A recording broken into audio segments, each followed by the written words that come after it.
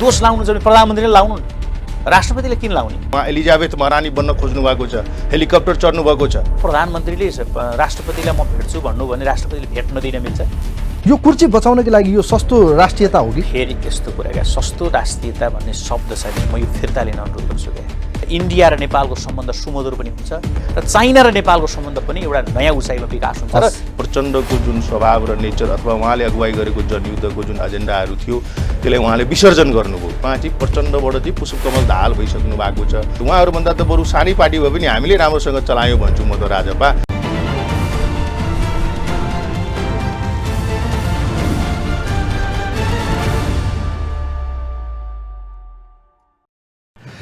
नमस्कार आदरणीय दर्शक महानुभावहरू, यहाँहरूलाई हार्दिक स्वागत तथा अभिवादन टक्राउन चाहन्छु।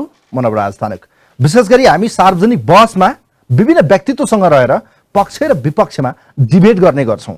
वास्तवमै यतिखेर नेकपा भित्रको आन्तरिक विवादले आम जनतालाई चिन्तित बनाएको छ त पछिल्लो समय ट्रान्सपेरेन्सी इन्टरनेसनलले सार्वजनिक गरेको रिपोर्टले पनि यो देशका प्रधानमन्त्री र विशेष गरी सांसद, जनप्रतिनिधि र यो देशको सर्वोच्च संस्था राष्ट्रपति ज्यूप्रति पनि प्रश्न खडा गरेको छ। एसियाका 17वटा देशमा सर्वेक्षण गरे अनुसार, जनताको भनाइ अनुसार देशका 50% जनताको भनाइ यो देशमा संस्थागत रूपमा प्रधानमन्त्री राष्ट्रपति भ्रष्टाचारमा चुल्लुमा डुबेको विषय बाहिर आयो। के वास्तवमै देशमा विकास र समृद्धिको नारा दिएर चुनावी मैदानमा उत्रिएको नेकपालाई जनताले उल्लेख्य मत दिए र देशको नेतृत्व गर्न 5 वर्षको म्यान्डेट दियो, तर यो बीचको 2.5 वर्ष कार्यकालमा चाहिँ सरकार किन बढी आलोचित बन्यो? के यो सरकारको विरोध हो या विरोधको नाममा विरोध मात्रै हो? यी लगायतको विषय र युवाहरू पलायन छन्, युवा नेतृत्व आजको आवश्यकता हो भनेर बहस बनेको छ। लगायत सरकार सफल कि असफल, प्रतिपक्ष कहाँ छ, यी लगायतका विषयमा आज डिबेट गर्दैछौँ। हामीसँग डिबेटमा दुईजना बडो महत्त्वपूर्ण अतिथि हुनुहुन्छ। नेकपाका युवा नेता, केन्द्रीय सदस्य, हामीसँग बौद्धिक व्यक्तित्व माधव ढुङ्गेल, त्यसै गरी हामीसँग जनता समाजवादी पार्टीका बौद्धिक व्यक्तित्व, केन्द्रीय सदस्य डाक्टर सुरेन्द्र झा आजको अतिथि हुनुहुन्छ। उहाँहरू दुवैजनालाई म कार्यक्रममा वेलकम गर्न चाहन्छु। यहाँहरू दुवैजनालाई स्वागत छ कार्यक्रममा। धन्यवाद। म पहिलो प्रश्न सुरुवात गर्न चाहन्छु डाक्टर सुरेन्द्र झाबाट। सरकार गठन भएको झन्डै 3 वर्ष पुग्न आँटिसकेका छ। अब हेर्ने हो भने माघ फागुनमा 3 वर्ष पुग्छ प्रधानमन्त्रीको नेतृत्व। अब धेरै टाढा नजाउँ, 2.5 वर्षको समीक्षा गरौँ। तपाईहरू प्रतिपक्षमा हुनुहुन्छ, सरकारलाई आलोचना गरि पनि रहनु भएको छ, बेला बखतमा तपाईँहरूलाई खोजिरहनु पनि परेको छ, साइलेन्ट पनि देखिनुहुन्छ तपाईँहरू। सरकारकै विषयलाई प्राथमिकतामा राखौँ। सरकार सफल कि असफल, आज विभिन्न विषयहरू बाहिर आएका छन्। नेकपाभित्रको विवादले पनि त्यो रूप दिएको छ, इन्टरनेसनल रिपोर्टले पनि त्यही बताइरहेको छ, सरकार भ्रष्टाचारमा चुल्लुमा डुब्यो। तपाईँको विचार म चाहन्छु, विशेष गरी सरकार सफल कि असफल? अब एक शब्दमा भन्दाखेरि अलिकति असहज चाहिँ हो, तर मैले के देख्दछु भने 2017 साल पश्चात सबैभन्दा शक्तिशाली गणितीय हिसाबले अहिलेको सरकार हो र सबैभन्दा ठुलो पार्टी नेपाल कम्युनिस्ट पार्टीको शीर्षस्थ व्यक्तित्व सम्मान्य प्रधानमन्त्रीजी चाहिँ लिड गरिराख्नु भएको छ अहिलेको मन्त्री परिषदलाई।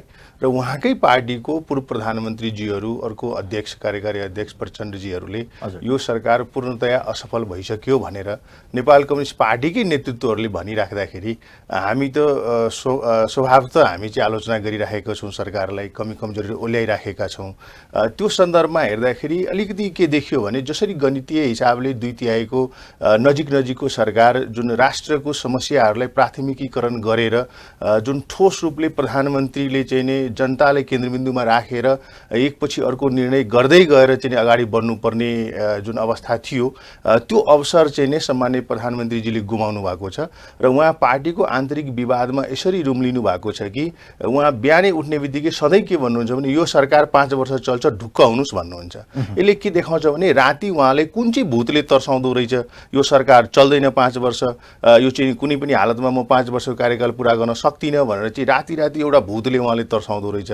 र भोलिपल्ट बिहान उहाँ सधैँ हप्तामा 3 पटक 4 पटक दोहोऱ्याउनुहुन्छ यो सरकार 5 वर्षसम्म चल्छ। सो यो के देखियो भने सरकार टिकाउनैको लागि सम्मान्य प्रधानमन्त्रीजीको ऊर्जा चाहिँ खर्च भइराखेको छ र राष्ट्रमा रहेको व्यथितिहरू समस्याहरू त्यसलाई चाहिँ नि उहाँले प्राथमिकीकरण गर्न सकिराख्नु भएको छैन, त्यसलाई समाधानतिर उहाँ अग्रसरता चाहिँ लिइराख्नु भएको छैन।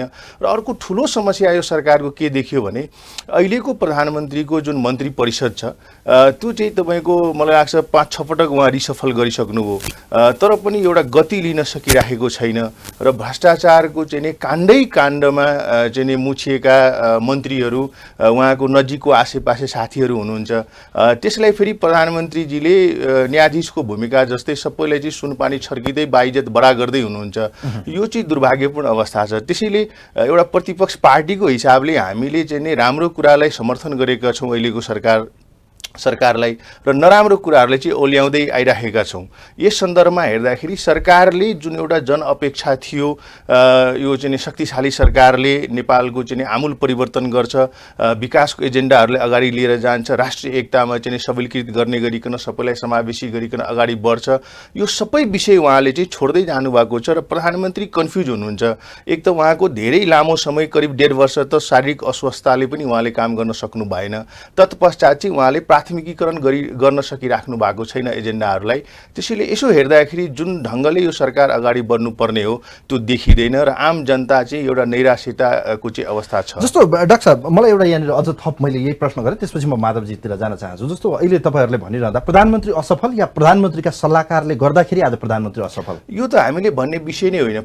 हामी कार्यकारी प्रमुखलाई हेर्ने हो, लिडरलाई हेर्ने हो, हामीले क्याप्टनलाई हेर्ने हो हामीले। त्यसैले उहाँको सल्लाहकार त उहाँले चयन गरे हो नि, उहाँले छान्नु भएको हो नि। त्यसैले उहाँको इन हाउस प्रोसेसमा कसले चाहिँ बिहाइन्ड दी नेट कसले चाहिँ त्यो सबै कामहरू गर्छ त्यो उहाँको विषय हो। तर समग्रमा देख्दाखेरि जस्तै तपाईँले भनौँ जुन तपाईँले पनि सुरुवात गर्नुभयो, अहिले ट्रान्सपरेन्सी इन्टरनेसनलको ग्लोबल करप्सन ब्यारोमिटर जुन यो प्रकाशित भएको छ त्यसमा 2-4वटा विषय चाहिँ एकदम आपत्तिजनक आएको छ र खास गरिकन हाम्रो प्रधानमन्त्रीको नाम किटेर आएको छ। के भनेर आएको छ भने भ्रष्टाचारमा लिप्त भएको चाहिँ नि व्यक्तित्वहरूलाई खास गरिकन मन्त्री परिषदको साथीहरूलाई उहाँले चाहिँ नि यो चाहिँ नि होइन भनेर बचाउमा चाहिँ आफै उत्रिनु भएको छ। एउटा यो समस्यागत विषय हो। अर्को चाहिँ 58% मानिसले के भन्यो भने यो सरकार चाहिँ नि तपाईँको गत वर्षको तुलनामा भ्रष्टाचार चाहिँ नेपालमा बढेको छ। 17वटा मुलुकको चाहिँ नि जुन यो सर्वे भएको छ, सर्वेक्षण भएको छ, त्यसमा नेपाल चाहिँ सबैभन्दा माथि देखिन्छ करप्सनमा। 84% मानिसले चाहिँ के भनेको छ भने नेपालको सबैभन्दा ठुलो समस्या भनेको भ्रष्टाचार हो। त्यति मात्रै होइन, जुन तपाईँले सुरुवात गर्नुभयो कि राष्ट्रपति कार्यालय प्रधानमन्त्री कार्यालय चाहिँ नि भ्रष्टाचारमा चाहिँ नि मुछिएको छ अथवा त्यहाँसम्म त्यसको त्यान्द्रो पुग्छ भन्ने कुरा छ। खास गरिकन हाम्रो राष्ट्रपति कार्यालय चाहिँ सेरेमोनियल हो, त्यसैले हाम्रो राष्ट्रपतिको कार्यालयमा यो चाहिँ लागू नहोला। अब त्यहाँ चाहिँ प्रशासनिक यन्त्र हेर्ने कर्मचारी साथीहरूको कमी कमजोरी हुनसक्छ, तर बालुवाटार त विभिन्न काण्डमा मुछिएको, चाहे त्यो ओम्नी काण्ड होस्, चाहे तपाईँको बालुवाटारको जग्गा प्रकरण होस्, चाहे सुन काण्ड होस्, यो हरेकमा चाहिँ नि त्यो प्रधानमन्त्री आफै नै भ्रष्टाचारको चाहिँ संरक्षक हो या भ्रष्टाचार गर्न चाहिँ उहाँले चाहिँ यो प्रोत्साहित गरिरहनु भएको छ भन्ने? अनि प्रोत्साहित गर्न त पक्कै पनि खोज्नु भएन होला, किन भन्दाखेरि एउटा सामान्य प्रधानमन्त्री राजनीतिक व्यक्तित्व भएर त्यो ठाउँसम्म पुग्नु भएको छ, त्यो शब्द म चाहिँ एप्रोप्रिएट मलाई लाग्दैन। तर म चाहिँ के देख्दछु भने त्यो सेक्युरिटी प्रेसको चाहिँ नि भ्रष्टाचारको काण्ड होस्, ओम्नी काण्ड होस्, वाइड बडी काण्ड होस्, सुनको चाहिँ नि तस्करीको काण्ड होस्, यो सबै काण्डहरू हुँदाखेरि सामान्य प्रधानमन्त्रीजीले त्यो भ्रष्टाचार नियन्त्रण गर्ने जुन राज्य संयन्त्र हुन्छ त्यसको प्रमुखको नाताले उहाँले चाहिँ एक्सनहरू लिनु भएन, बल्कि उहाँले के गरिदिनु भयो भने यो भएको छैन भनेर उहाँ चाहिँ उनीहरूको बचाउमा चाहिँ स्टेटमेन्टहरू दिनुभयो। अब राष्ट्र प्रमुखले नै त्यस्तो स्टेटमेन्टहरू जारी गर्दाखेरि जुन संस्थाहरू छ त्यो भ्रष्टाचारको विरुद्धमा काम गर्ने उनीहरूको पनि मोरल डाउन हुन्छ र ठुल्ठुला भ्रष्टाचारको चाहिँ मुद्दाहरूलाई चाहिँ छिनोफानो गर्ने गरिकन अख्तियार अगाडि बढेको छैन। र अर्को एउटा महत्त्वपूर्ण विषय म यहाँ भन्न चाहन्छु नेपाली जनतालाई, अख्तियार दुरुपयोग अनुसन्धान आयोग जुन छ त्यसले चाहिँ भ्रष्टाचारी साबित भइसकेपछि त्यसलाई कारबाही गर्ने हो, तर त्यो भ्रष्टाचार नियन्त्रण गर्ने काम चाहिँ सरकारको संयन्त्रले गर्नुपर्छ र खास गरिकन मन्त्री परिषदको चाहिँ नेताको हैसियतले सामान्य प्रधानमन्त्रीको काम हो। त्यसैले उहाँले जुन चाहे त्यो गोकुल बास्कोटाजीको काण्ड होस्, चाहे त्यो ओम्नी प्रकरण, मैले जुन धेरै प्रकरणहरू मैले भने त्यसमा चाहिँ प्रधानमन्त्रीले चाहिँ 0 टलरेन्सको हिसाबले लठी लिएर एउटा डन्डी लिएर चाहिँ उहाँले शपथ ग्रहण गरे पश्चात नै भन्नुभयो म भ्रष्टाचार गर्दिनँ र गर्न पनि दिन्न र भ्रष्टाचारलाई म प्रोत्साहन पनि गर्दैन भनेर कमिटमेन्ट गर्नुभयो। उहाँले मन्त्रीसँग एग्रिमेन्ट गर्नुभएको छ, सचिवहरूसँग एग्रिमेन्ट गरिएका छन्, यी के हुन् त त्यसो भए? 40% जनताले के भनेको छ भने अहिलेको कर्मचारी तन्त्र चाहिँ करप्ट छ। 40% जनताले के भनेको छ भने स्थानीय सरकारको प्रमुखहरू चाहिँ करप्ट छन्। सिग्निफिकेन्ट पर्सेन्टेज पपुलेसनले के भनेको छ भने यो संसदीय विकास कोष जुन रकम हो त्यो दुरुपयोग भएको छ र यसको त म आफै भिक्टिम भएको एउटा चाहिँ म यहाँ राख्न चाहन्छु। प्रदेश 2 को नीति आयोगको चाहिँ नि अध्यक्ष तत्कालीन अध्यक्ष डाक्टर हरिवंश झाले चाहिँ नि यो संसदीय विकास कोषको जुन रकम छ त्यो खर्च गर्दाखेरि एउटा संयन्त्र निर्माण गर्नुहोस्, यो खर्च गर्दाखेरि चाहिँ अनियन्त्रित ढङ्गले भइराखेको छ भनेर उहाँले त्यसको विरुद्ध बोल्दाखेरि मेरो पार्टीको सरकार र मेरो मुख्यमन्त्री मन्त्री परिषदको चाहिँ निर्णयले त्यो संस्थाको चाहिँ उपाध्यक्षलाई नै बर्खास्त गर्यो। भन्दाखेरि यो चाहिँ कस्तो देखिन्छ भने यो सबैतिर भ्रष्टाचारको विरुद्धमा बोल्दाखेरि मान्छेलाई त्यो असहज हुन्छ। किन भन्दाखेरि एउटा ठुलो तबका छ राजनीतिक नेतृत्वमा जसले चाहिँ भ्रष्टाचार गर्दै आएको छ र भ्रष्टाचारको जालो छ भन्ने कुरा आयो। माधवजी, म अब तपाईँतिर आउन चाहन्छु। जस्तो डाक्टर सुरेन झाको आरोप विशेष गरी सरकार आफै भ्रष्ट भयो, प्रधानमन्त्री यसको संरक्षक हुनुभयो, विभिन्न काण्डहरू पार्टीभित्रैबाट उठे र पछिल्लो समय ट्रान्सपेरेन्सी इन्टरनेसनलको रिपोर्टले पनि त्यही इङ्गित गर्छ र झन्डै 58% जनताको मत सर्वेक्षणले त्यही बताउँछ भनेर उहाँले इङ्गित गरिरहँदा के सरकार भ्रष्ट हो, प्रधानमन्त्री असफल हुनुभएको हो? त्यसो भए सबभन्दा पहिले मैले एउटा के प्रश्न पार्छु भने यो सरकार कम्युनिस्ट पार्टीको 2/3 नजिकको सरकार हो। स्वाभाविक छ यसमा धेरै ठुला अपेक्षाहरू चाहिँ जनताले गर्न पाउने राइट छ जनतासँग। त्यसैले अपेक्षाको डिग्री जुन रेसियोमा छ विकास र परिवर्तनको डिग्री त्यही रेसियोमा जान सक्दैन, जसका कारणले जनताको बिचमा एउटा निराशाको स्थिति निर्माण हुन सक्छ। त्यो कुरालाई मैले स्वीकार्छु। तर के एउटा बुझ्ने जान्ने र नेपालको राजनीति र यसको स्मुथ एउटा विकासको गतिलाई बुझ्नेहरूले भन्ने हो भने यो पटक यो अहिलेको केपी शर्मा ओलीको सरकार पहिलो पटक सरकार बन्दा पनि उहाँ भूकम्पको एउटा महामारीको बेलामा उहाँले नेतृत्व गर्ने स्थिति बन्यो।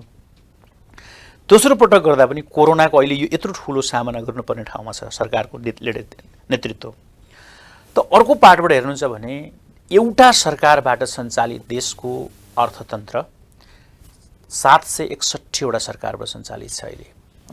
कल्पना गर्नुहोस्, यदि अर्थतन्त्रलाई त्यसको डिग्री अथवा कुन स्विच दबाउँदा कुन स्विच त्यो अर्थको कुन स्विच माथि उठ्छ भन्ने कुराको जानकार नभएको अर्थमन्त्री भएको भए अथवा प्रधानमन्त्रीले त्यसलाई होसियारीपूर्वक मुलुकको अर्थतन्त्र सञ्चालनको योजना नबनाएको भए नेपाल थाहै नपाई असफल राष्ट्र हुने खतरा थियो। याद गर्नुहोला, आज 761 वटा सरकार फङ्सनमा छन्। एउटा सरकारबाट हुने कामका सिलसिलाहरू 761 वटा सरकारबाट सञ्चालित हुन्छन्।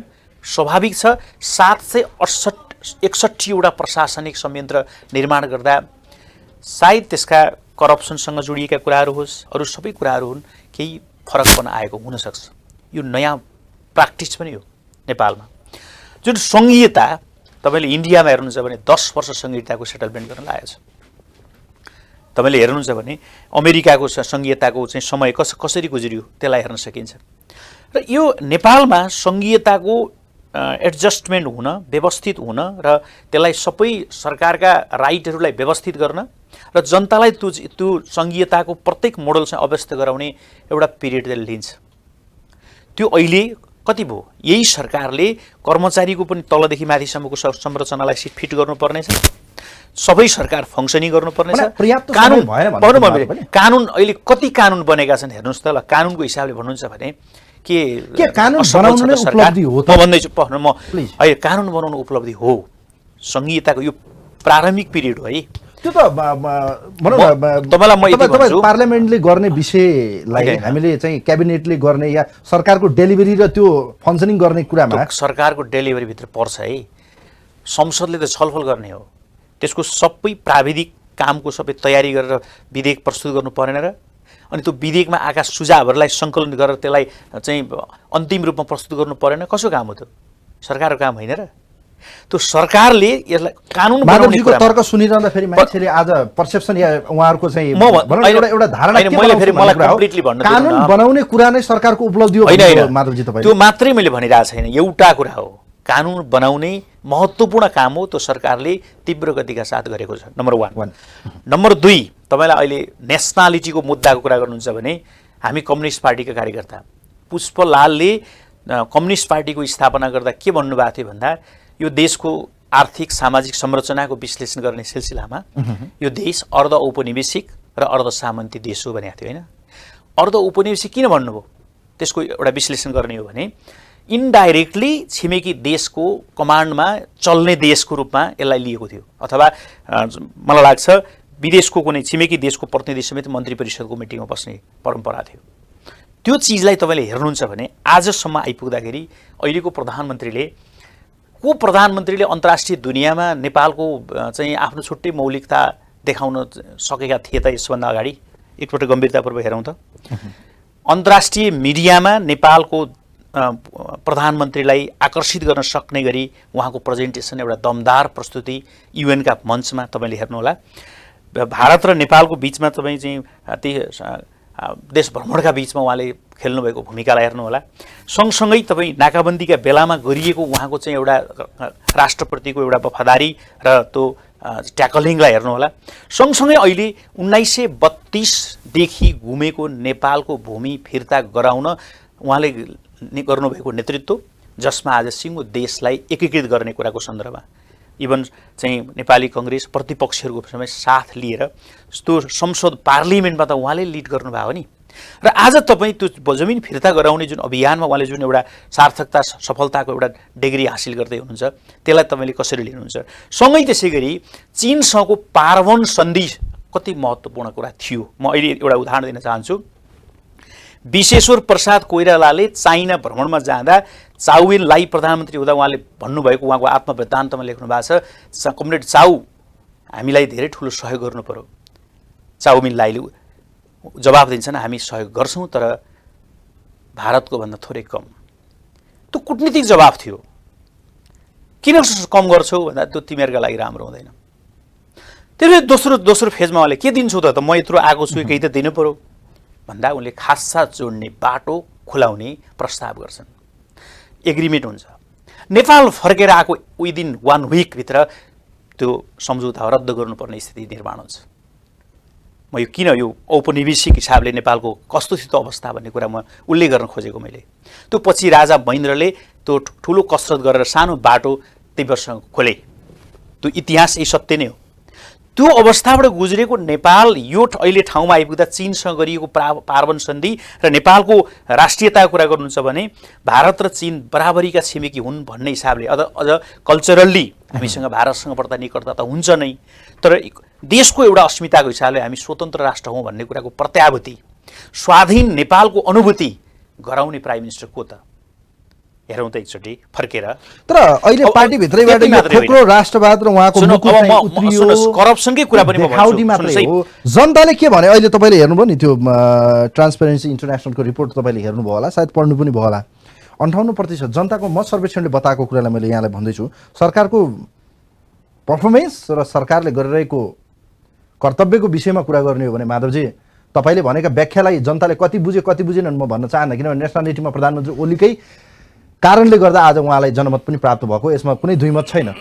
तर के साँच्चीकै त्यही जनमतको आज यसरी खिल्ली उडाएर भ्रष्टाचारमा चुर्लुममा डुब्नु चाहिँ कुन राष्ट्रियता हो त्यो पनि बताइदिनु पर्यो। प्रधानमन्त्री भ्रष्टाचारमा डुब्नुभयो भन्ने कुरा चाहिँ मलाई लाग्छ त्यो निराधार आरोप हो, घेराबन्दी गर्न खोजिएको हो। यद्यपि मैले भने 761वटा ठाउँबाट सरकार सञ्चालन हुन्छ, त्यसर्थ त्यसका खर्च गर्ने मुखहरू बढेका छन् र हिजोको कर्मचारी संरचना हिजोकै मोडलमा हामीले निर्माण गरेको कर्मचारी संरचना हो।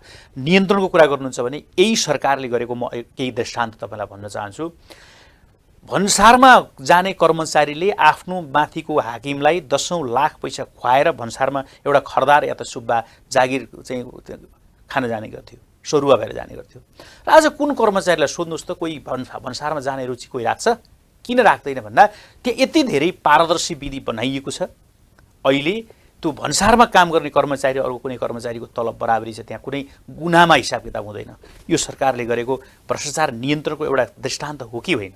एक।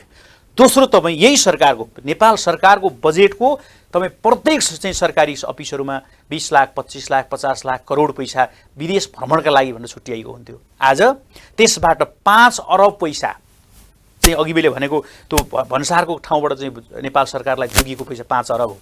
अर्को यो प्रश्नबाट भन्दैछु, त्यो पैसा आज त्यो विदेश जानका लागि अर्थ मन्त्रालयको अनुमति मात्रै लिनुपर्ने विधि छ। अहिले तपाईँले कोही मन्त्रीको मन्त्रालयका सचिव सहसचिवहरू लाइन लगाएर असार साउनमा बजेट सक्नका लागि विदेश गएको सुन्नुभएको छ?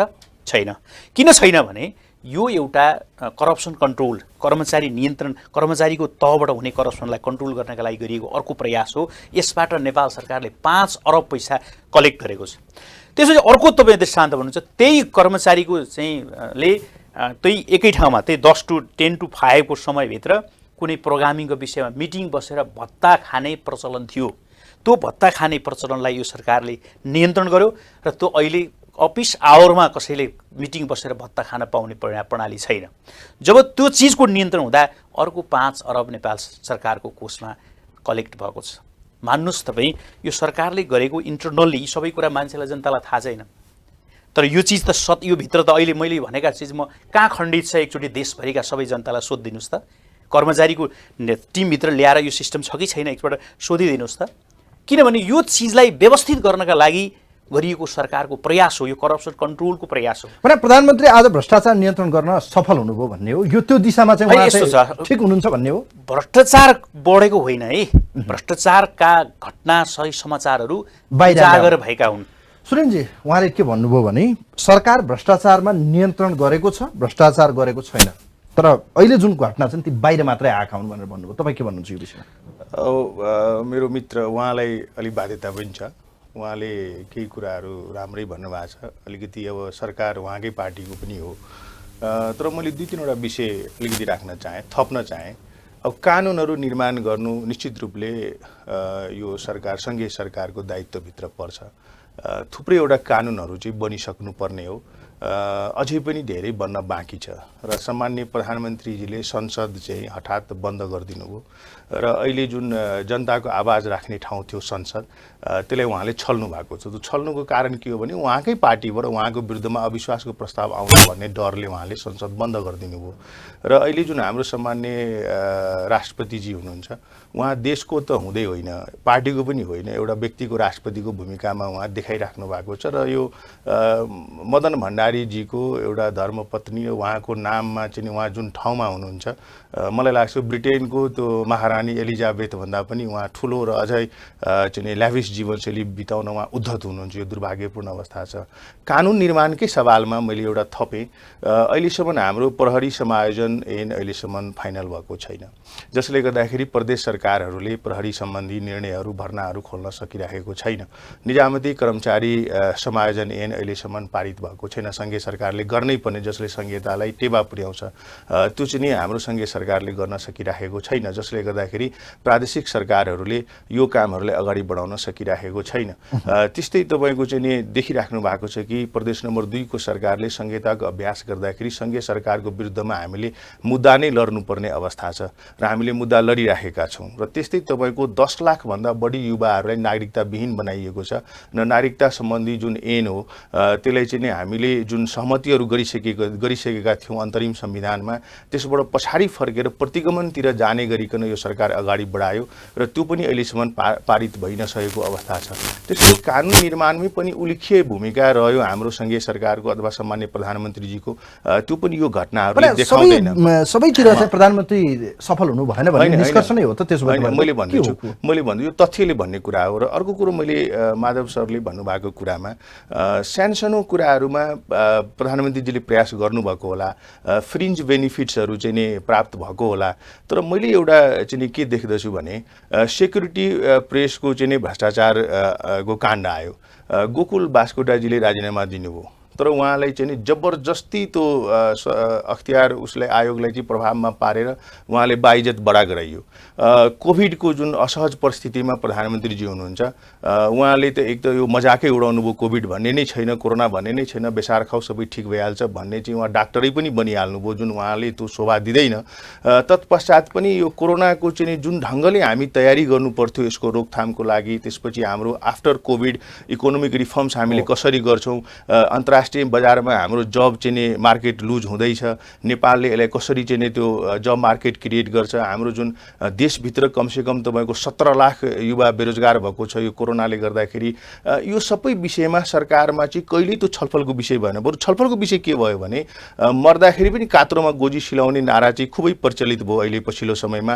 त्यो हाम्रो स्वास्थ्य मन्त्रीजी हुनुहुन्छ, उहाँको घर परिवारको सदस्य हाम्रो ईश्वर पोखरेलजीको छोरा, सबैको भ्रष्टाचारको काण्डहरू चाहिँ नि सबैको नाम मुछिएर आयो, सबैको नाम उल्लेखै भएर आयो, तर कहीँ कतै कारबाही भएको चाहिँ देखिएन। यतिसम्म दुर्भाग्य भयो कि प्लेन उडाउँदाखेरि टिकटमा पर फ्लाइट चाहिँ नि तपाईँको कमिसन खानु पर्यो भनेर पर्यटन मन्त्री र तपाईँको त्यो ईश्वर पोखरेलजीले चाहिँ अगुवाई गर्नुभएको समिति बिचमा विवाद भयो र खाली प्लेन चाहिँ नेपाल फर्किनु पर्यो भन्दाखेरि भ्रष्टाचार चाहिँ कति तल्लो स्तरसम्म पुगिसकेको रहेछ अथवा कति पेनेट्रेट भइसकेको रहेछ भन्ने कुरा यो सबै उदाहरणहरूले, 1 मिनट म सिधाएँ, यो उदाहरणले दृष्टान्त गर्छ।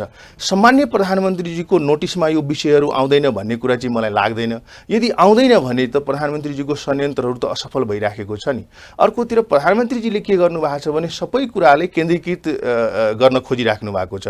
प्रधानमन्त्री कार्यालय बलियो बनाउनलाई सबै षड्यन्त्रहरूले आफ्नो माताहातमा ल्याउनु भयो। 22-23 वटा चाहिँ नि षड्यन्त्रहरूले आफ्नो माताहातमा ल्याउनु भएको छ एकातिर। अर्कोतिर उहाँले के भन्नुहुन्छ भने प्रादेशिक सरकारहरू भनेको सङ्घीय सरकारको प्रशासनिक एकाइ हो, मुख्यमन्त्री म जतिखेर पनि परिवर्तन गर्न सक्छु, मन्त्रीहरूको हेरफेर गर्न सक्छु भन्ने टाइपको उहाँको चाहिँ नि अब हुँदाहुँदै तपाईँको मन्त्री परिषदको निर्णयले प्रधानमन्त्रीको शैली नै ठीक छैन भन्ने तर्क आयो। मैले सिधाएँ 1 मिनट, सङ्घीय लोकतान्त्रिक गणतन्त्र नेपालको नामै परिवर्तन गरिदिनु भयो। यो सबै कुरा चाहिँ नि संविधानको मर्मभन्दा विपरीत छ र हाम्रो प्रधानमन्त्रीजी चाहिँ अब एजेड भइसक्नुभयो। उहाँले अन्तर्राष्ट्रिय आयामहरू बुझिराख्नु भएको छ कि छैन भन्ने मलाई थाहा छैन। हाम्रो मित्रले भन्नुभयो जस्तै यो छिमेकी मुलुकहरूसँगको सम्बन्ध हाम्रो यति असन्तुलित भइसक्यो कि एउटा देशको तपाईँको खुफिया एजेन्सीको प्रमुख आउँछ, हाम्रो प्रधानमन्त्रीजीलाई बालुवाटारमा राति चाहिँ नि तपाईँको चाहिँ 1 बजेसम्म भेटघाट गर्छ र त्यो चाहिँ के भेट भयो, त्यो विषयहरू के थियो भनेर प्रोपर च्यानल पनि छैन र यो कुराहरू जनतालाई उहाँले सूचित पनि गरिराख्नु भएको छैन। अर्को छिमेकी मुलुक छ, हाम्रो देशको सांसद पूर्व मन्त्री भइसकेको जीवनसाई मेरो ज्यानको खतरा छ भने सरकारसँग त्यो ज्यान सुरक्षाको चाहिँ प्रत्याभूति दिनुहोस् भन्ने माग गरिराख्नु भएको छ। हाम्रो अर्को छिमेकी चाइनाले चाहिँ 2 किलोमिटर भित्रसम्म आएर हाम्रो भूमि अतिक्रमण गरेको छ उपल्लो चाहिँ हाम्रो पहाडी जिल्लाहरूमा। त्यसको विषयमा चाहिँ प्रधानमन्त्री चुक्क बोल्न सकिराख्नु भएको छैन। त्यो हाम्रो महामहिम महोदया चाहिँ तपाईँको हामीले चुनावमा घरदैलो कार्यक्रम गरे जस्तै नेकपाको चाहिँ विवाद मिलाउनलाई घरदैलो कार्यक्रम गर्दै हिँडिछन् पनि यो विषयहरू त कहाँनिर राष्ट्रियता रह्यो हाम्रो? यो त अन्तर्राष्ट्रिय समुदायको हिसाबमा हेर्नु भने प्रधानमन्त्रीजी त तपाईँको नाङ्गो नाच भयो। यो त खालि देखावटी तपाईँहरू किन यस्तो यो खोक्रो राष्ट्रवाद भयो कि भ्रष्टाचारका घटना आफै ढाकछोप गर्ने प्रधानमन्त्रीको कार्यशैली नै तपाईँ देखिरहनु भएको छ। ठुला ठुला काण्डमा प्रधानमन्त्री आफै चाहिँ या मन्त्रीहरू नै इन्भल्भमेन्ट भएको भन्ने कुरा आरोप लगाउनुभयो। सम्माननीय प्रधानमन्त्रीले नेतृत्व गरेको यो सरकार उहाँले सुरुदेखि नै भ्रष्टाचार नियन्त्रणको कुरा बोल्नु भएको छ। मात्रै कुरा के हो भने हामी कानुन पढेका मान्छे हौँ होइन। एउटा अपराधी 1000 अपराधी छुटोस् तर निर्दोष मान्छे कानुनको कठघरामा पर्नु हुँदैन अथवा सजायको भागीदार हुनु हुँदैन। प्रधानमन्त्रीले बोलेको चिज चाहिँ के हो भने मान्छेले गलत गरेको प्रमाणित नभएसम्म मान्छेलाई करार गर्नु हुँदैन। अभियोग लाग्न सक्छ, अभियोग लागेर प्रधानमन्त्रीले कारबाही गर भन्ने कि त्यो उहाँ चाहिँ भ्रष्टाचार गरेको छैन भने बचाउ गर्ने प्रधानमन्त्रीले भनेको त्यो त्यसरी अर्थमा लिनु हुँदैन कि त्यो अब बङ्ग्याएर जबरजस्ती त्यसलाई त्यो चाहिँ करार गर्न खोज्दा त अर्को पाटो कुरा भयो। प्रधानमन्त्रीले भनेको के हो भने गोकुल बास्कोटाकै केसमा पनि उहाँले नैतिकताको आधारमा राजीनामा दिनुभएको छ, अनुसन्धान गर्न छोडिदिनु भएको छ। प्रक्रियामा अगाडि बढेको छ भने अहिले उसलाई दोषी ऊ अपराधी हो भन्न मिल्छ त? त्यो मैले पनि भन्छु, हरेक नागरिकले भन्नुपर्छ। हरेक कुरा कसैले आरोप लगाइदियो यो म तपाईँलाई भन्छु, कान्तिपुर टेलिभिजनले एक सिनको पनि काम नगरेका चाहिँ माधव ढुङ्गेललाई पुनः युवा परिषदमा नियुक्ति गर्यो भनेर कान्तिपुर टेलिभिजनले मुख्य समाचार बनायो। ल म च्यालेन्ज गर्छु, मैले 4 वर्षभित्र गरेको कामको म चाहिँ एक फेरिस्त रुपियाँको हिसाब किताब दिन तयार छु। ल त बुझेर न्युज सम्प्रेषण भयो त साँच्चै? मैले त मेरो कामभन्दा त 3 गुणा बढी त मैले कामै गरेको छु। ल म अहिले पनि म चाहिँ दावा गर्छु। यद्यपि होला त्यसको प्रारम्भिक फेजको ठाउँ भएको हुनाले जति अहिले देखाउनु पर्ने परिणाम हो जनतालाई अनुभूति नभएको हुनसक्छ, तर एउटा दिएको स्रोतलाई हेरेर र मेरो मेन पावर हेरेर मलाई त इभ्यालुएसन गर्नुपर्छ नि। खै ठिक छ, त्यो मैले मैले मैले सरकारको विषय मैले यही भने, मैले एउटा उदाहरण दिन खोजेको त्यो रूपमा सम्प्रेषण गरिन्छ। अब अहिले शक्तिका विरुद्ध सबै खनिने स्थिति बन्यो, त्यो आन्तरिक रूपमा आफैभित्र पनि समस्याको एउटा स्थिति बनाएको छ, अर्कोले भनो होइन आफ्नैले पनि भनिरहेको स्थिति छ। त्यो चिज के भयो त भन्दाखेरि अब यो अहिले नेपालमा चाहिँ हङ पार्लिमेन्टको अभ्यास गरेर आएका मान्छे हो हामी। हामीलाई एउटा सरकार 5 वर्ष चलेको हेर्न सरकार कति पारदर्शी छ भन्ने कुरा र पार्टीभित्र कति सन्तुलित छ भन्ने कुरा त यी पछिल्ला घटनाक्रमले पनि त प्रधानमन्त्रीको कार्यशैलीलाई प्रश्न गर्ने ठाउँ पनि छैन। कार्यशैलीमा मान्छेका आफ्ना पनहरू हुन सक्छन्, त्यो स्कुल अफ थटले निर्धारण गर्छ। सुरेन्द्रजी कुनै स्कुल अफ थटबाट हुर्किनु भयो, उहाँको बेस कहाँ थियो भन्ने कुरामा उहाँको इभ्यालुएसन देख्ने बित्तिकै कसैले गर्न मिल्दैन कि उहाँको ब्याकग्राउन्डसँग जोडेर हेर्नुपर्छ मान्छेलाई। त्यतिकै मान्छेले पर्सेप्सन बनाएर त हुँदैन नि। त्यो एउटा लामो कालखण्डमा वर्षौँ उहाँहरू जेलबाट भुक्तान गरेर आउनुभयो, जेलभित्र बस्नुभयो, झापा विद्रोहको एउटा चाहिँ इतिहास बोकेर आउनुभयो, उहाँभित्र निर्माण भएको त्यो स्कुल अफ थट र विकासले उहाँको केही कार्यशैलीहरू डेभलप भएका छन्। त्यो कार्यशैलीको कुरा गर्नु हो भने यो कार्यशैली कस्तो थियो केपी शर्मा ओलीको भनेर कमरेड माधव नेपाल र प्रचण्डलाई हामीले चाहिँ बुझाइदिनु पर्ने हो र? उहाँहरू समकालीन मान्छे हो नि, होइन र? उहाँको स्वभाव शैली, माधव नेपालका पनि आफ्ना कार्यशैली छन्, उहाँका त्यो कार्यशैलीको कहिलेकाहीँ कमजोरीको रूपमा प्रकट हुन्छ, कहिलेकाहीँ अबलताको रूपमा प्रकट हुन्छ। उहाँ संयोजनकारी लिडर होस्, कहिलेकाहीँ संयोजनको आवश्यकता महसुस हुन्छ, उहाँको एकदम भूमिका राम्रो देखिन्छ। कहिलेकाहीँ त्यो चिज के हुन्छ भने कमजोर छ, कार्यकर्ताको संरक्षण गर्दैन भन्ने आरोप उहाँलाई लाग्छ। यो के हो भने त्यस्तै कमरेड प्रचण्डका आफ्नै विशेषता होलान्। हरेक नेताहरूका आफ्ना विशेषता छन् कार्यशैलीका सन्दर्भमा। त्यो कार्यशैली सहितको मान्छे हो कि कमजोरी सहितको मान्छे हो केपी शर्मा ओली, माधव नेपाल अथवा हरेक लिडरहरू? किनकि हामीले त यसरी हेर्नुपर्छ नि, क्रिटिकल त्यो रूपमा हेर्नुपर्छ। तर तपाईँलाई यति भनौँ, रुलिङ पार्टीको एउटा अहिलेको समस्या भनेको जतिसुकै आरोप अरूले लगाए भन्ने कुरामा मैले भन्नुपर्ने केही छैन। सरकारभित्रको पार्टी जुन रुलिङ पार्टी हो, रुलिङ पार्टी सँगसँगै सरकारको अभियानमा हिँड्दैन भने सरकारले गरेको कामको पर्फर्मेन्स देखिँदैन। कारण तिजी हो। तपाईँले भनेको कुरा त फरक पर्यो नि त। त्यसो भए सरकारले चाहिँ पार्टीलाई डोर्याउनु पर्ने भन्नुभयो, तर अन्य ठाउँको एक्सर्साइजलाई हेर्ने हो र हामीले अहिलेसम्म हेरेर पार्टीको रुल अनुसार पार्टीले निर्देशन गरे अनुसार सरकार चल्ने हो नि त। चुनावी घोषणापत्र पार्टीले लगाउने, सरकारले अर्कै दिशा सरकारले समाजवादको बाटोको कुरा गर्नुहुन्छ भने प्रधानमन्त्री रोजगार कार्यक्रम जो रातो कार्डधारी जनतालाई स्वरोजगार बनाउने अभियान स्वरूप आएको हो कि होइन? प्रधानमन्त्रीले तल्लो वर्गलाई उठाउनको लागि गरेको प्रयासको रूपमा यसलाई हेर्न सकिन्छ कि सकिँदैन?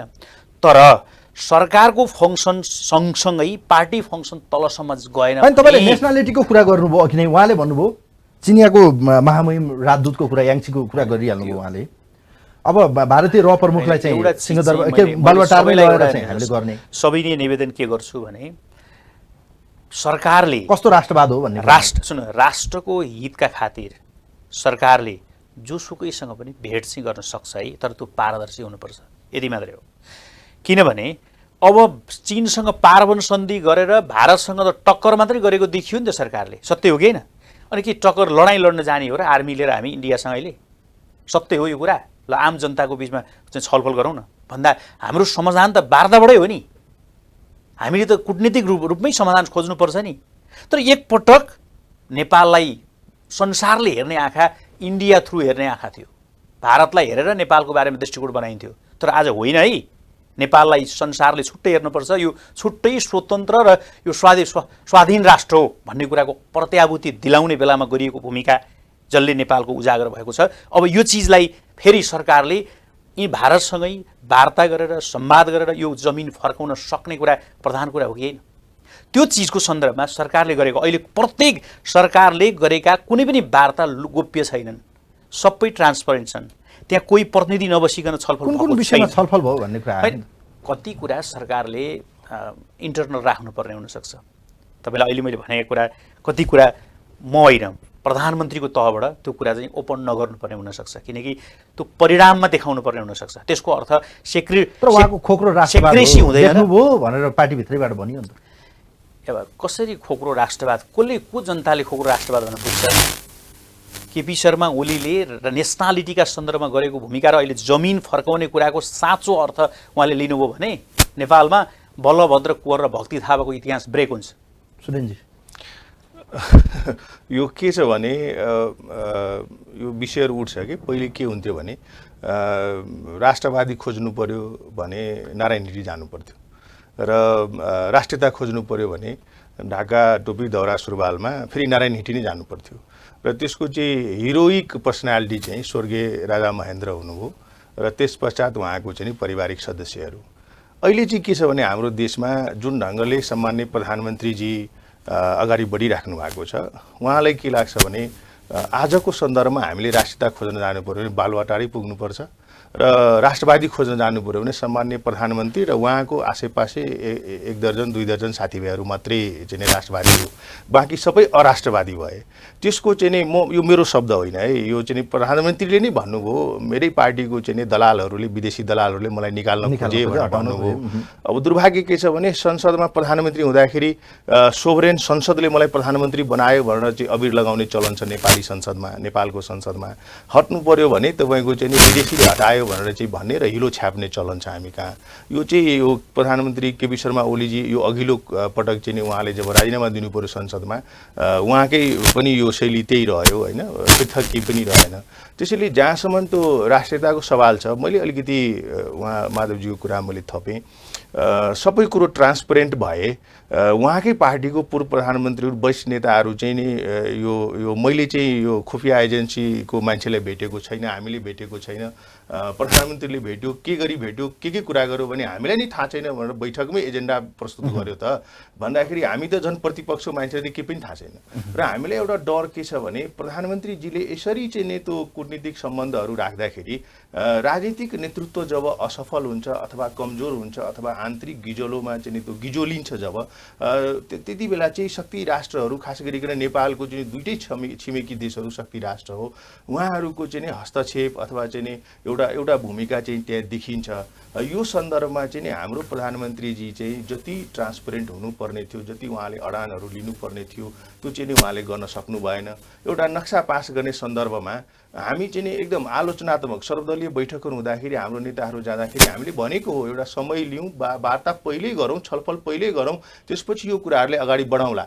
तर उहाँले के गरिदिनु भयो, नक्सा पास गर्नुभयो संसदमा, हामीले पनि भोट दिउँ किन हाम्रो राष्ट्रको सवाल छ। हामी एक मिनट हामी थापा बलभद्र कुँवर पछिको कोही यो देशमा राष्ट्रवादी नेता भने उहाँ प्रधानमन्त्री हो, अरू कसै छैन, हेर्दा हुन्छ खोज्दा हुन्छ भन्नु नि त। अहिलेको उहाँको पार्टीको अध्यक्ष हो, उहाँले यति भन्नु भएन भने उहाँको नैतिक दायित्व पनि हो यति भनिदिनु पर्ने। म एउटा होइन एक लाइन म सिध्याएँ। अब प्रधानमन्त्रीजीले जुन नक्सा पास गरेको त्यसपछि त्यसको अध्ययन गर्ने एउटा त्यो समिति बनाउनु हो। अहिले म तपाईँलाई भनौँ 5 महिना भइसक्यो, 6 महिना भइसक्यो, हाम्रो प्रधानमन्त्रीजीले के गर्नुभयो भन्दाखेरि डायलग समेत हुन सकेन। यसमा चाहिँ फेरि हामीले फेरि प्रधानमन्त्री खुल्याउने कुरा होइन है यो, किन भन्दाखेरि यो हाम्रो राष्ट्रियताको सवाल हो, हाम्रो भूमिको सवाल हो, हाम्रो देशको सोभरेन्टीको सवाल हो। यसमा हामीले प्रधानमन्त्रीजीले बलियो बनाउने हो। तर खालि तपाईँले त्यो बच्चाहरूले स्कुलमा त्यो पेन्टिङ गराए जस्तो नक्सा कोड दिएर भएन।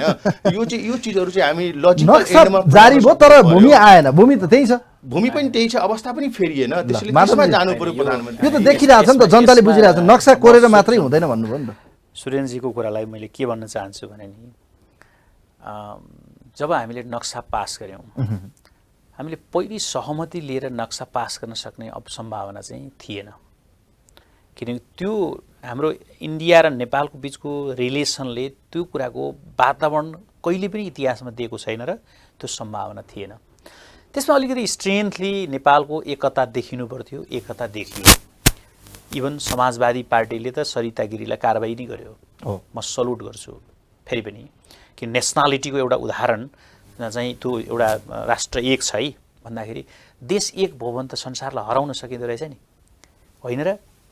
अनि हामीले त्यो देश एक भएर नक्सा पारित गर्दाखेरि के भयो भने नेपालले आफ्नो भूमिप्रतिको दाबी वास्तवमै प्रस्तुत गर्न सक्यो भन्ने सन्देश वर्ल्ड वाइड गयो।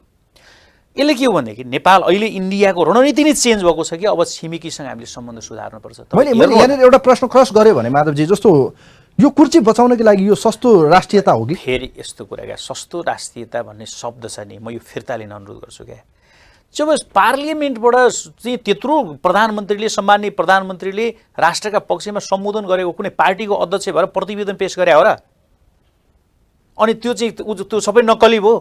उहाँले त त्यही भन्नुभयो त, नक्सा जारी गरौँ, भूमि त्यही छ। नक्सा जारी गरिसके, सुन्नु न म भन्दैछु, नक्सा जारी गरिसकेपछि हामीले दाबी प्रस्तुत गऱ्यौँ एकताबद्ध भएर त्यो दाबी त भारतले Still, पनि त नक्सा जारी पढ्नु गर्यो न, त्यो आयो होइन, त्यसपछि के भयो भन्दाखेरि इन्डियाले कि हामीसँग केही समय त त्यो एउटा इन्भाइरोमेन्ट बनाउन लाग्छ नि, यत्रो 1932देखि चाहिँ बिग्रेको होइन नेपालको नक्सा ठाउँमा ल्याउने कुराको सन्दर्भमा उनीहरूको पनि एउटा चाहिँ इगो सम्बोधनको कुरा होला, केही समय त त्यो ठ्याक्कै ठाउँमा पुग्दैन नि। र अहिले तपाईँ हेर्नुहोस् त क्रमशः इन्डिया र नेपालका सरकारी उच्च स्तरका पदाधिकारीको बिचमा क्रमशः वार्ता संवाद चलिरहेछ। के यो जमिन दिनलाई हो त, हाम्रो नक्सा फिर्ता गर्नका लागि हो त यो गरे?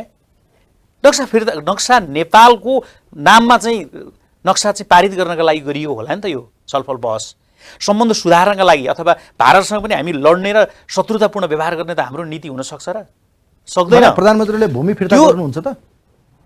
राष्ट्र एक भएर समर्थन गर्दाखेरि, सपोर्ट गर्दाखेरि यो भूमि फिर्ता हुन्छ, औपचारिक फिर्ता हुन्छ र इन्डिया र नेपालको सम्बन्ध सुमधुर पनि हुन्छ र चाइना र नेपालको सम्बन्ध पनि एउटा नयाँ उचाइमा विकास हुन्छ र त्यो ठाउँमा पुग्छ भन्ने कुरा। यति भनिसकेपछि यो विषयलाई जनतालाई छोडिदिउँ। अब दोस्रो विषयतर्फ लागौँ। अब खास गरी मैले उहाँलाई ठक्कै जोडी पनि हाल्छु, यो विषयसँगै फेरि अन्य विषयलाई पनि क्लोजिङतिर लग्नुपर्छ।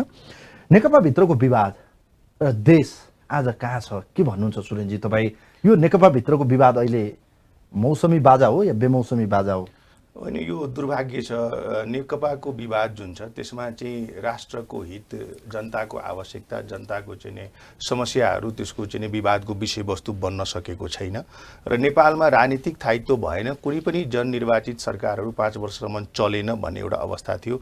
त्यसबाट पाठ सिकेर हामीले संविधान निर्माण गर्ने बेलामा हाम्रो नेतृत्वहरूले चाहिँ सरकार चाहिँ स्थायित्व होस्, 5 वर्षसम्म चलोस् भनेर धेरै नियम कानुनहरू बनाएर हामीले चाहिँ एउटा एक लेभलको चाहिँ अगाडि बढायौँ। तर हाम्रो प्रधानमन्त्रीजीले नि त्यसलाई त्यो सहमतिले ब्रेक गर्नुभयो र उहाँले चाहिँ दल फुटाउ विधेयक चाहिँ संसदमा लिएर आउनुभयो, जसलाई हामीले जोडदार ढङ्गले विरोध गऱ्यौँ र प्रतिपक्षको भूमिका हटाउने गरिकन प्रधानमन्त्रीले त्यो विधेयक चाहिँ ल्याउन उद्धत हुनुभयो मन्त्री परिषदबाट। त्यो जुन दुर्भाग्यपूर्ण अवस्था थियो। त्यसैले म चाहिँ के भन्दछु भने नेकपाको सरकार 5 वर्ष चाहिँ राम्रोसँग काम गर्नुपर्छ। हामी प्रतिपक्षको हैसियतले राम्रो कामलाई हामीले उहाँहरूलाई हैटेमा हौसै गर्ने हो, हामी चाहिँ सहयोगात्मक भूमिका रहन्छ। तर गलत कामहरू गर्दाखेरि जनताले सुसूचित गर्ने काम चाहिँ हाम्रो पनि हो। जस्तै अहिले भ्रष्टाचार बढेको छ, तर त्यो प्रतिपक्षको भूमिका चाहिँ कम भएको हुनाले पनि भ्रष्टाचार बढेको हो, त्यो रिपोर्टमा पनि देखिन्छ। त्यसैले अहिलेको जुन विवाद छ नेकपाको, त्यो चाहिँ खास गरिकन भागभण्डा नमिलेको, खान नपाएकाहरूको चाहिँ एउटा असन्तुष्टि हो र खाइपाइ आएको चाहिँ भुँडी फुट्नै खोजेहरूको विरुद्धमा चाहिँ एउटा एक प्रकारको चाहिँ गोलबद्धता देखिन्छ। यो दुर्भाग्यपूर्ण अवस्था छ। त्यो त अब सामान्य प्रधानमन्त्री पार्टी एकताको बिचमा भयो, अन्डरस्ट्यान्डिङ या भनौँ एउटा जनरल एग्रिमेन्टको यो त सामान्य प्रधानमन्त्रीजीले जुन एउटा नस्लीय राष्ट्रियता, उग्र राष्ट्रियताको जुन अफिम बेच्नुभयो, त्यसले चाहिँ केही नेपालीहरू चाहिँ झुकिए। अहिले अब उनीहरू चाहिँ प्रष्ट भइसकेका छन्। 48 सालमा नारा आयो सबै बाम एक ठाम भनेर। अहिले पनि तपाईँको 10 वर्षसम्म एकअर्काको टाउको काट्दै हिँड्ने जमात बिच चाहिँ रातारात चाहिँ एकता भयो। दुईटा व्यक्ति मिले। किन मिले भन्दाखेरि खान पाइन्छ भन्ने मिले, सत्तामा बस्न पाइन्छ भन्ने मिले। देश र जनताको लागि भन्दा पनि स्वार्थका लागि गरिएको यो एकता यो देखिन्छ। नभएको भए चाहिँ नि तपाईँको अहिले सामान्य प्रधानमन्त्रीजी यत्रो शक्तिशाली पार्टीको चाहिँ नि त्यो अध्यक्षको हैसियतले, प्रथम अध्यक्षको हैसियतले प्रधानमन्त्री हुनुहुन्छ, अनि उहाँ किन रुम लिनु भएको छ आन्तरिक कलहमा? अर्को कुरो, प्रचण्डजीले तपाईँको मुद्दा विसर्जन गरेर चाहिँ जानुभएको छ। त्यो सन्दर्भहरू देख्दाखेरि र फेरि एउटा शब्द पनि म यो भन्न चाहन्छु कि त्यति बेला पनि के हुन्थ्यो भने राजा महेन्द्रको चाहिँ नि पालित पोषित केही थान कमरेडहरू उहाँहरूको पार्टीमा शीर्ष स्थानमा छ र उहाँहरूले पनि अलिकति यो समस्याहरू बल्झाउनेमा उहाँहरूको पनि भूमिका देखिन्छ। त्यसैले म चाहिँ शुभकामना के दिन चाहन्छु भने नेकपा पार्टी पनि फुट्नु हुँदैन, सरकार पनि नेकपाले 5 वर्ष चलाओस्, जस्तो ढङ्गले चलाउँछ जनताले मूल्याङ्कन गर्छ। प्रतिवेदनमा कसरी हेर्नुहुन्छ? एकले अर्कोलाई आरोप लगाउने, हिजो द्वन्द्वकालीन समयमा चाहिँ मोहन वैद्यले प्रचण्डमाथि लगाएको आरोप जस्तो भनौँ। यो त यस्तो छ, जति बेला एकता भएको थियो मैले भन्ने गरेको विषय के हो भने दुधमा तपाईँ पानी मिसाइदिनुहुन्छ त्यो मिल्छ, तर दुधमा पेट्रोल मिसाउनु भयो, मोबिल मिसाउनु भयो भने त्यो मिल्दैन। खास गरिकन प्रचण्डको जुन स्वभाव र नेचर अथवा उहाँले अगुवाई गरेको जनयुद्धको जुन एजेन्डाहरू थियो त्यसलाई उहाँले विसर्जन गर्नुभयो र 23 दलीय गठबन्धन छोडेर जब तपाईँको चाहिँ भागभण्डा खोज्ने त्यो भुइँचालोको उसमा पुनर्निर्माणमा पैसा धेरै आउँछ विदेशबाट, मैले चाहिँ केही थान मन्त्री बनाउँछु भनेर भागभण्डा खोजेर हठात त्यो 23 दलीय गठबन्धन छोडेर जानुभयो र संविधान निर्माण गर्नुभयो, जसले गर्दाखेरि त्रुटिपूर्ण संविधान पनि बन्यो र उहाँ चाहिँ प्रचण्डबाट चाहिँ पुष्पकमल दाहाल भइसक्नु भएको छ। नस्लीय राष्ट्रियता अथवा एउटा जात विशेषको चाहिँ वर्ग खडा गर्नमा उहाँको पनि योगदान रह्यो। त्यो सबैको चाहिँ स्पिल ओभर अब ड्यामेज ड्यामेजेस चाहिँ उहाँले भइराखेको छ। अब नेपाल कम्युनिस्ट पार्टी तत्कालीन एमालेको साथीहरूले चाहिँ प्रचण्डलाई रोल मोडेल बनाएर अगाडि बढ्छ भन्ने चाहिँ मलाई लाग्दैन र उहाँ चाहिँ छुटेर जानुभयो भने पनि उहाँलाई त्यो जीएन खनालले माधवजीहरूले सलाइन पानी जोडे। त्यसपछि म माधवतिर जान्छु। उहाँहरूले भन्नुभयो हामी यो देशलाई बनाउन विकास र समृद्धिको युगमा लग्न, अब यो जेट विमानको 2वटा चालकले सही दिशामा यो देशलाई लगेर जान्छ भन्नुभएको थियो। जेट विमान सही गति र गन्तव्यमा जाँदैछ कि दुर्घटनाको दिशातिर जाँदैछ? अब एक त उहाँले त्यो जेट विमान भन्नुभएको छ, त्यो जेट विमानको चाहिँ संयोजन जुन छ मैले अघि भने नि, त्यो विमान चाहिँ जेट भयो, इन्जिन चाहिँ एउटा त्यो कमान्डर जिपको लगाइदिएपछि दुर्घटना हुन्छ होइन। अब हामीले शुभकामना दिएको हो, यो चाहिँ हाम्रै मोडल उहाँहरूले फलो गर्नुभयो। राजपा भन्दाखेरि हामीले प्रेजिडियम सिस्टम ल्यायौँ, उहाँहरूले अगाडि बढ्नु पर्थ्यो। उहाँहरूभन्दा त बरु सानै पार्टी भए पनि हामीले राम्रोसँग चलायौँ भन्छु म त राजपा। त्यसैले मेरो चाहिँ एउटा शुभकामना के छ भने व्यक्तिवादी चरित्रले गर्दाखेरि जुन नेपालमा यो कम्युनिस्टहरूको आन्दोलनको मलाई लाग्छ उत्कर्ष स्थितिमा उहाँहरू हुनुहुन्छ। मान्छेलाई कम्युनिस्ट प्रतिको चाहिँ त्यो अब मलाई के लाग्छ भने त्यो विश्वासै हट्छ नेपालको राजनीतिबाट। त्यसैले उहाँहरूले आफूलाई सच्याउँदै 5 वर्ष चाहिँ सरकारको नेतृत्व गर्नुहोस् भनेर मेरो शुभकामना छ। अब माधवजी शुभकामना त दिनुभयो, तर जेट विमान चाहिँ कता लग्दै हुनुहुन्छ? यो देखावटी तपाईँहरूले यो एकता किन गर्नुभयो? स्वार्थको यो भनौँ न एउटा यो स्वार्थ लिनका निम्ति, स्वार्थपूर्ति गर्नका निम्ति गरिएको गठबन्धन या गठजोड या एकता हो भनेर उहाँले भन्नुभयो। यसमा स्पष्ट ढङ्गले बुझ्नु जरुरी छ। माओवादीहरू अथवा कमरेड प्रचण्डको नेतृत्वमा 10 वर्षको जनयुद्धमा आउनुभयो। हामीले कहिले पनि जनयुद्धको समर्थन गरेनौँ। हामी पूर्व एमालेको पङ्क्तिले हामीले त्यसलाई हिंसाको राजनीतिलाई कहिले प्रश्रय दिएनौँ। तर एउटा स्ट्रेन्थ सहित उहाँहरू आउनुभयो, जनताको एउटा विद्रोह, एउटा असन्तुष्टिलाई उहाँले सङ्गठित गर्नुभयो। तर एउटा मिसन के थियो भने हामीले निरन्तर के भन्यो भने अबको कम्युनिस्ट आन्दोलन निरङ्कुशताको शैलीबाट सम्भव छैन, एकाधिकारबाट सम्भव छैन, त्यो स्टालिनले चलाएको शैलीबाट सम्भव छैन र माओले चलाएको चाहिँ शैलीबाट पनि सम्भव छैन भने नेपालको मौलिक मोडेल आवश्यक छ कम्युनिस्ट आन्दोलनको सफलताको निमित्त। जुन चिजले नेकपा एमाले जनताको बिचमा सबैभन्दा लोकप्रिय र लोकतान्त्रिक पार्टीको रूपमा स्थापित भयो। त्यो हामीले मात्रै होइन, यस्ता धेरै सर्वेक्षणले पनि भनेको कुरा हो।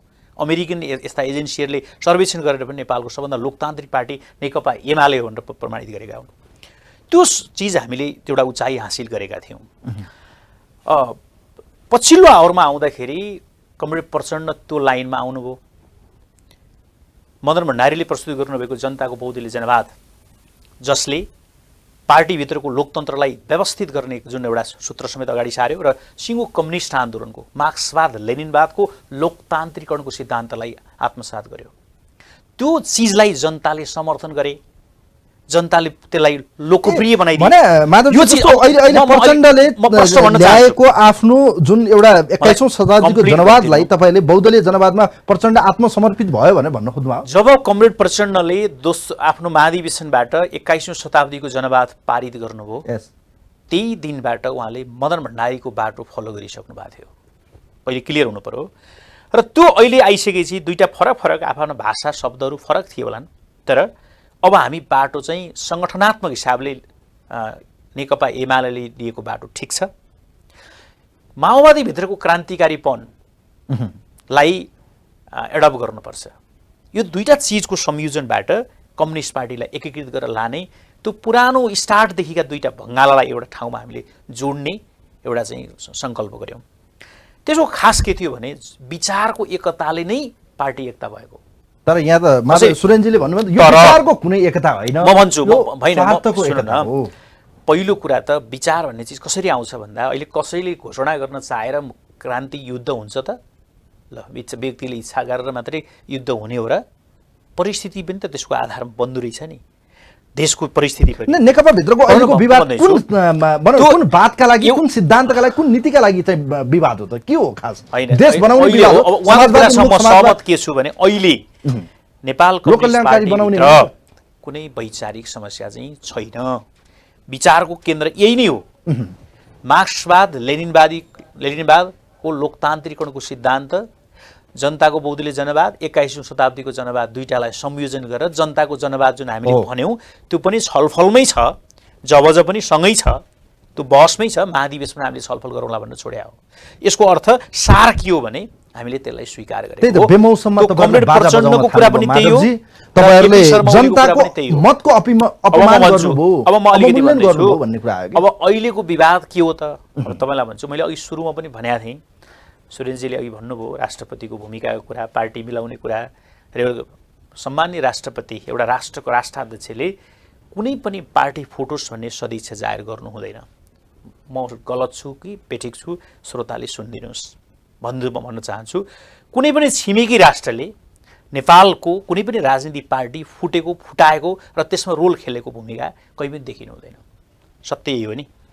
र पार्टी एउटा रुलिङ पार्टी, जस्तो अहिले चाइनाको राजदूतको कुरा गर्नुहुन्छ भने चाइनाको राजदूत घर घरमा पुगेको पार्टी मिलाउन होइन, चाइनासँग गरिएका त्यत्रा पारवन सन्धिहरू सबै बेकाम छोडिदिने हो त? त्यो देखावटी, त्यो व्याख्या अपव्याख्या होइन होइन, यो होइन, त्यो चिजलाई उनीहरूको स्वार्थ के हुन्छ त चाइनिजहरूको भने यो सबै पार्टी फुटेर ध्वंस भयो भने त र देशको नेसनालिटीभित्र समस्या आयो भने त ती सबै चिजहरू समाप्त हुन्छन् नि। उनीहरूको आफ्नो स्वार्थसँग जोडिएको कुरा छ।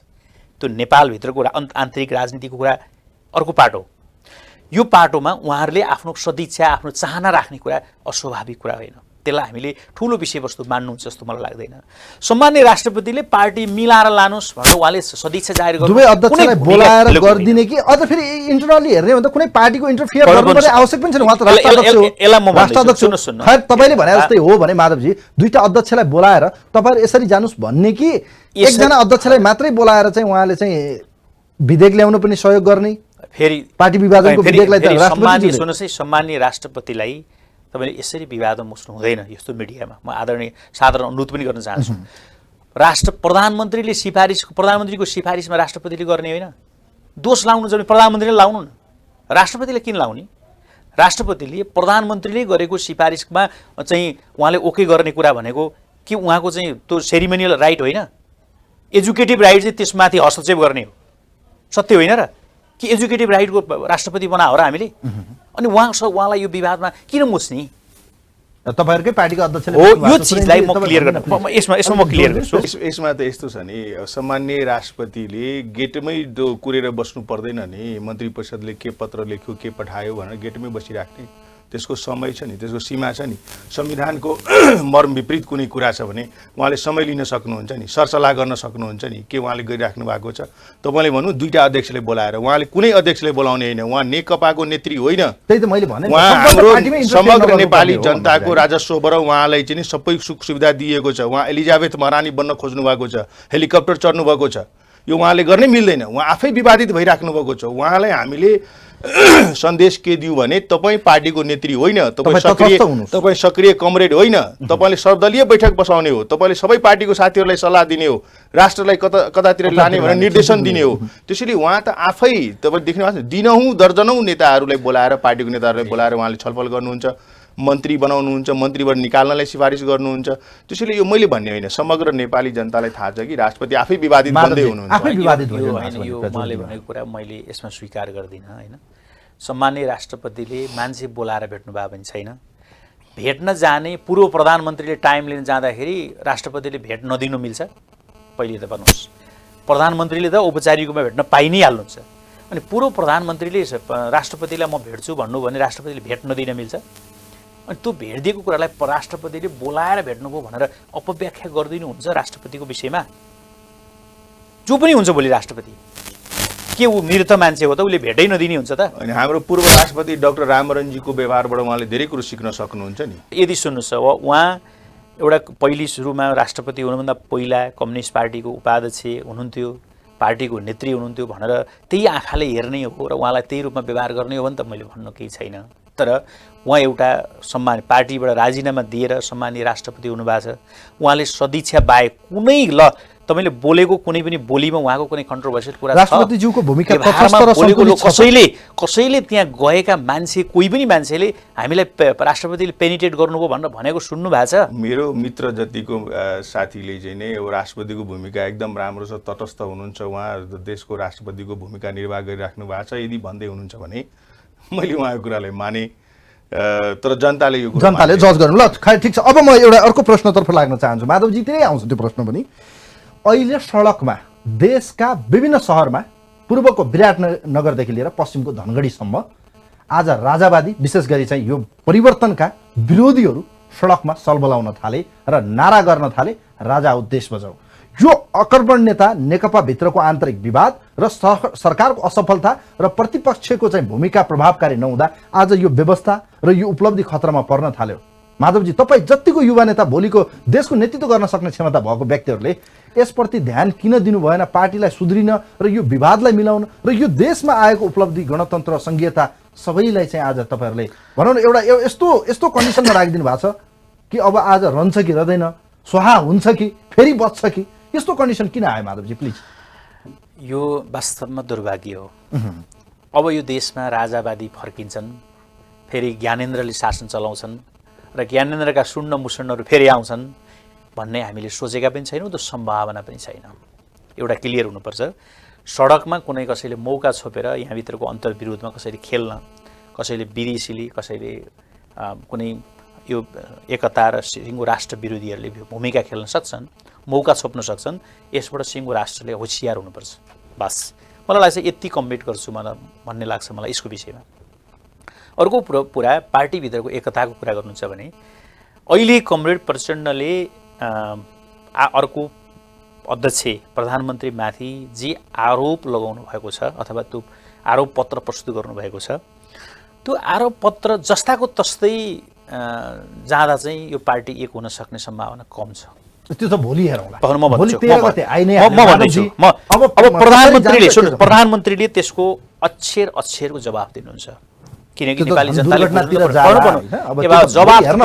जब मान्छेले प्रधानमन्त्रीमाथि उठेका प्रश्नहरूको विषयमा त उहाँले जवाफ दिनुहुन्छ नि त। जनताले पाउनुहोस्। त्यसपछि के हुन्छ भने त्यो पछाडि कमरेड प्रचण्डले यो आरोप सहितको उहाँको यदि आरोप प्रमाणित भयो भने त उहाँले छोडेर हिँड्नुपर्छ, प्रमाणित भएन भने त उहाँले त्यो आत्मालोचना सहित फिर्ता लिनु पर्यो नि त। ल खै त्यो सम्भावना छ कि छैन? फिर्ता म भन्दैछु, म अन्तिममा कसरी जान्छ फिर्ता लिएर एउटा कार्यदल बन्नुपर्छ, त्यसले एकीकृत रूपमा कार्य तर बहुमतले कारबाही पनि हुन सक्छ भन्ने कुराहरू पनि आएको छ। खैर यो विषय भोलि हेर्न बाँकी छ। सुरेनजी, संघीयताको लडाईँ तपाईँहरूले लड्नुभयो, तराई आन्दोलन, मधेस आन्दोलन त्यत्रो लामो 64 सालपछि सुरु भयो, तपाईँलाई थाहा छ। विशेष गरी यो राजावादीको सक्रियता उहाँले त सम्भवै छैन भन्नुभयो, तर राजनीतिमा असम्भव भन्ने कुरा त केही पनि छैन। हेर्नुहोस्, हिजो जनआन्दोलन हुँदाखेरि पनि कसले सोचेको थियो यो देशबाट राजा जान्छ भनेर? किनभने काङ्ग्रेसले त अब बेबी किङ नै राख्नुपर्छ भन्नेसम्मको प्रस्ताव राखियो। अब तपाईँहरू अब विशेष गरी यो व्यवस्थाकै संहिता ल्याउनुपर्छ भन्ने लाग्नुभयो, गणतन्त्र आयो। आज राजावादीको यो प्रदर्शन, यो आन्दोलन या यो किसिमको चाहिँ उहाँहरूको चाहिँ र्याली या जुलुसलाई कसरी हेर्नुहुन्छ सुरेन सर? खास गरिकन नेपाल सरकार यो यस्तो किसिमको गतिविधिहरूलाई गम्भीर ढङ्गले लिएर नियन्त्रण गर्नेतिर जानुपर्छ। किन भन्दाखेरि यो हाम्रो व्यवस्थाप्रतिकै विरुद्धको चाहिँ एउटा यो हो। पूर्व मण्डलीहरू अलिकति सल बनाउन खोजेको छ। यसले केही पनि हुँदैन। किन भन्दाखेरि यो नारा जुलुस गरेरै हामी यहाँसम्म आएका छौँ। यसमा म मेरो मित्र माधवीसँग पूर्ण सहमत छु।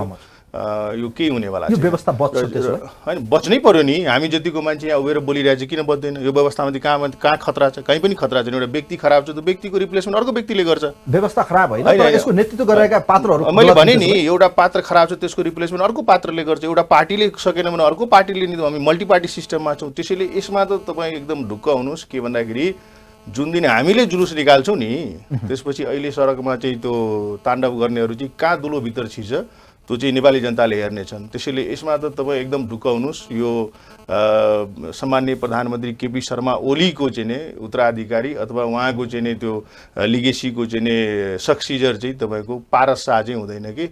यो चाहिँ ढुक्क हुनुहोस्। र युवालाई म के भन्न चाहन्छु भने तपाईँ आफै विकल्प भन्नुहोस्। सुरेन्द्र झा खराब छ भने म त्योभन्दा राम्रो बनेर देश हाँक्छु भनेर भन्नुहोस्। कहाँबाट अब राज संस्था आउँछ? राजा भनेको विष्णु अवतार हो, त्यो देवलोकमा मात्रै हुन्छ। अब यहाँ अन्त्यमा भन्नुपर्ने कार्यक्रम सकिने होइन। अब मैले अन्तिममा भन्नुपर्दा के भन्छु भने उहाँले भनेको कुरामा जस्तो अब यो सरकारको विकल्प कुनै अर्को राजावादी हुन सक्दैन होला। व्यक्तिका विषयमा छलफल चल्ला, बहस चल्ला, त्यो अर्को आन्तरिक विषयवस्तु हो, त्यो हुनसक्छ। तर एउटा चिज सत्य के हो भने हामीभित्रको अन्तर्विरोधमा अरूले मौका छोप्न चाहिँ पक्कै पनि खोजेका छन्।